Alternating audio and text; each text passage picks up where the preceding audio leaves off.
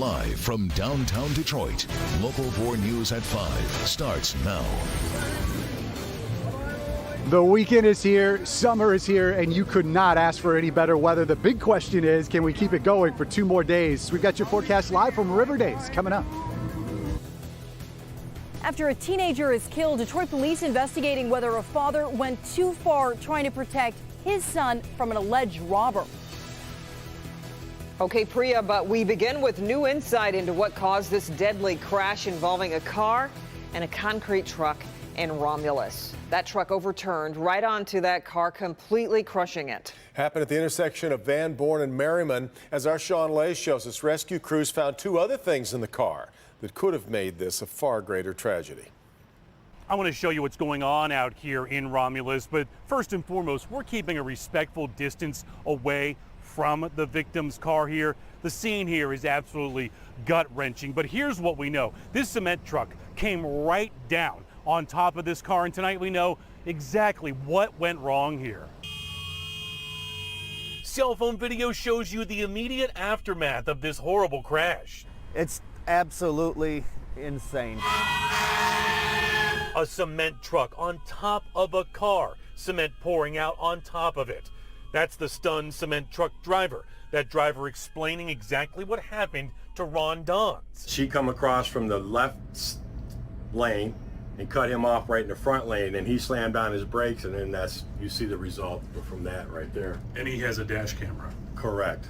When first responders arrived, they could only see the front end of the car. Police and rescue crews couldn't tell how many people were in the car.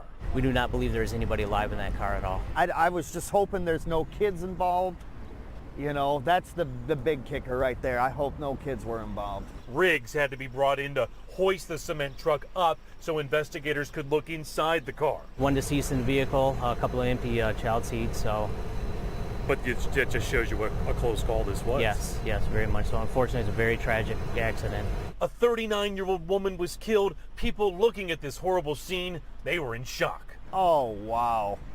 That's insane. I can only imagine what that driver feels like right now.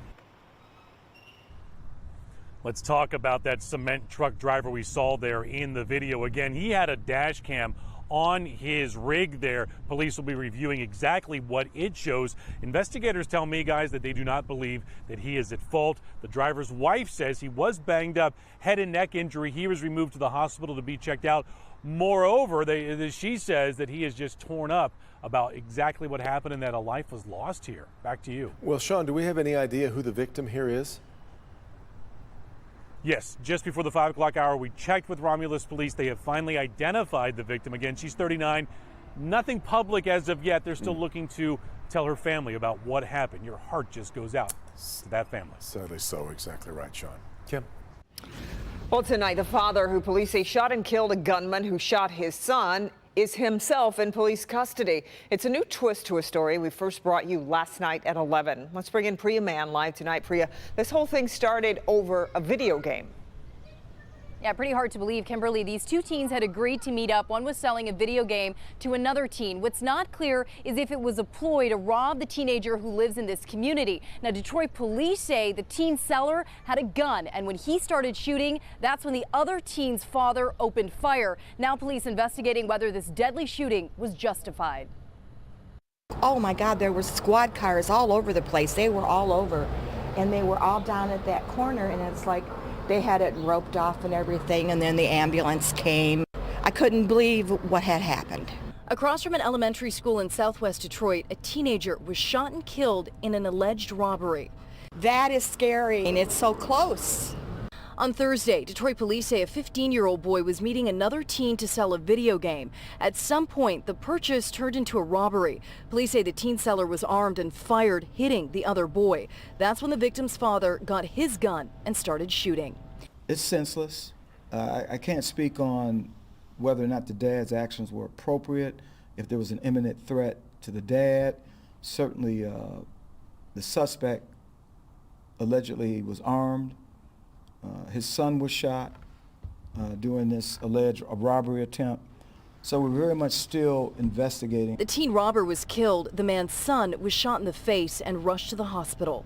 I don't think he should have done that. No. But I can understand it on the other hand, but I don't think it had to go that far. Detroit police arrested the father and are now investigating if the deadly shooting was justified. He had to have known what he was doing, and he must have just flipped all of a sudden. Another senseless death, this one over a video game and a botched robbery. It's ridiculous. It's just a video game. Why? I don't understand why. Yeah, that's a question a lot of us are asking. That 15-year-old who was shot in the face remains in the hospital in critical condition. His father, a 36-year-old man, remains in police custody. Reporting live from Southwest Detroit, I'm Priya Mann, Local 4. And Priya, you say the father is in police custody. What about charges for him? Are you hearing anything about that? Yeah, I just spoke to the Wayne County Prosecutor's Office. At this time, he has not been charged, and he may not be charged if Detroit police end up deeming this to be a justifiable shooting. We will, of course, continue to follow this investigation. Indeed. Send it back to you. Yep, more to come. Okay, thanks, Priya. Police say they had a late-night craving for fried mushrooms. Perhaps you've heard the story by now because they shot up a Coney Island that didn't have them. Well, Detroit police are saying today they have 61-year-old twin brothers in custody connected with that shooting. It happened Wednesday at Nicky D's Coney Island on Detroit's west side. One man was shot and injured. Police say he's recovering tonight. He was another customer who happened to be in the place. Those two men have not yet been identified. We'll let you know as soon as they're charged. An Uber rider involved in a terrifying chain of events this morning on the Lodge. They were hit by two cars, shot and robbed before the drivers of those cars took off. It happened right under the I-75 overpass downtown. Our Larry Spruill shows us what went down and what police are saying about it. It was anything but a regular drive here on the Lodge when a passenger was inside of an Uber. All of a sudden, two cars hit that Uber. The driver gets out. What happens next is just unbelievable. That's unbelievable. I can't believe this is real.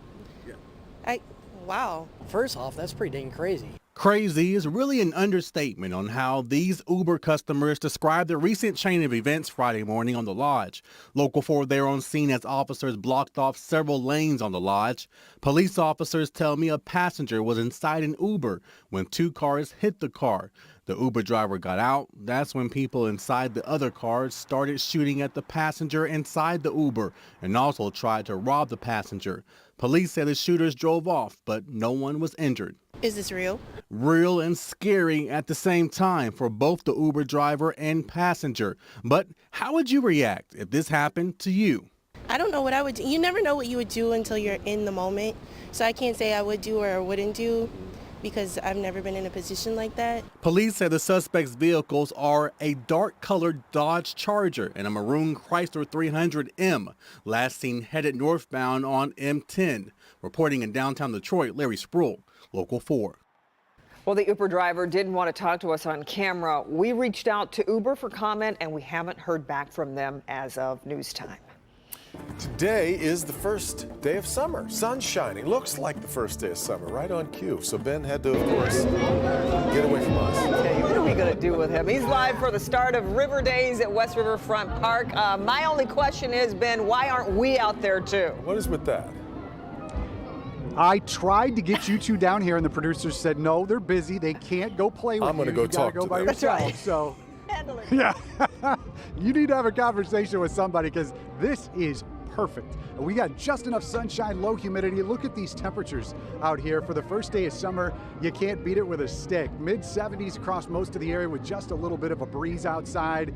As you look at those current temperatures, we're expecting the 70s to start fading as we get later into the evening hours. And then overnight, those numbers are going to start falling into the 60s as we head towards midnight tonight. So out here on the riverfront, of course, we're at River Days. The jet skiers are out here doing a demonstration on the very high water. I don't know if you can tell from over this fence, but that water is just right below the pavement. It looks gorgeous though, beautiful blue water. Everybody's out here enjoying the food, the festivities. We'll talk more about River Days and show you some of the entertainment and of course the food, all coming up here in a few minutes. Guys, back to you. Okay, Ben. Nobody would fess up. I know. We got to get that in our contract or something. Totally. 15 this morning, the workers were headed back to their jobs. Strike was over wages, benefits, and working conditions. The usual suspects. Details on the deal won't be released, though, until after it's presented to workers, and they will, of course, have to vote on it. Okay, well, we are off and running on a Friday here. Here's Coco McAvoy. There's a lot of construction going on Livernois in Detroit, and it can be a bit concerning for business owners. We just want people to continue to service us during this time period of the streetscape. We'll tell you why business owners believe this project will be beneficial for the whole city once it's done. And Coco, the state treasury putting out a new warning about a scam you need to know about right now. Thieves are trying to steal your money and also seize your property. Much more in my Help Me Hank report.